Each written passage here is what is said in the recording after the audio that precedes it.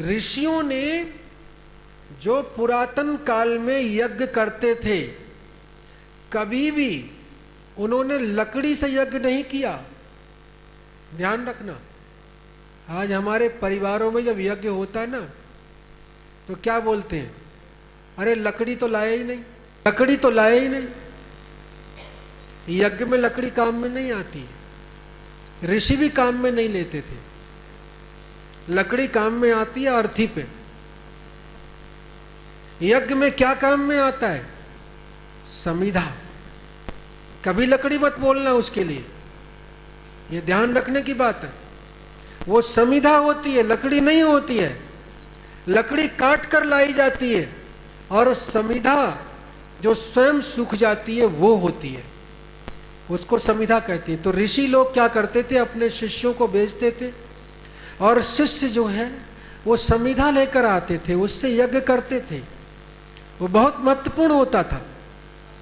तो ऋषियों ने जो कार्य किया, हमें उसी पथ पर चलना है, मनमानी नहीं करनी, ये ध्यान रखने की बात है। ऋषियों ने कहा समिधा लेनी है, तो या तो पीपल की हो या वटवृक्ष की हो, छोटी सी टहनी ले आना और उसको इसमें डुबो करके, और थोड़ा सा ब्रह्मरंध्र पर, सबसे ऊपर एक छिद्र होता है यहाँ जहाँ चोटी होती है, उसको ब्रह्मरंध्र कहते हैं।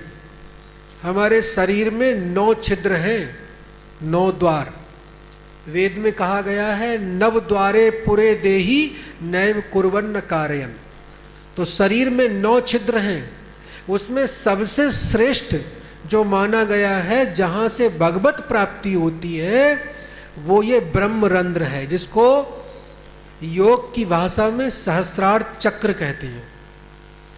तो इसकी 2-3 बूंदें अगर आपने यहां सहस्रार चक्र पर लगा दी तो बुद्धि का संतुलन नहीं बिगड़ेगा।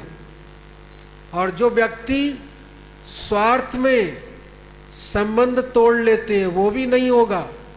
व्यक्ति के अंदर दिव्यता आएगी, देवत्व का भाव आएगा, एक दूसरे के प्रति प्रेम, सहानुभूति, अपनत्व का भाव आएगा। इतने गुण हैं इस सर्वौषधि में। आप सोचिए 33 कोटि देवता होते हैं, अर्थात 33 प्रकार के देवता। यक्ष, किन्नर, गंधर्व, सभी देवताओं की जातियां होती हैं।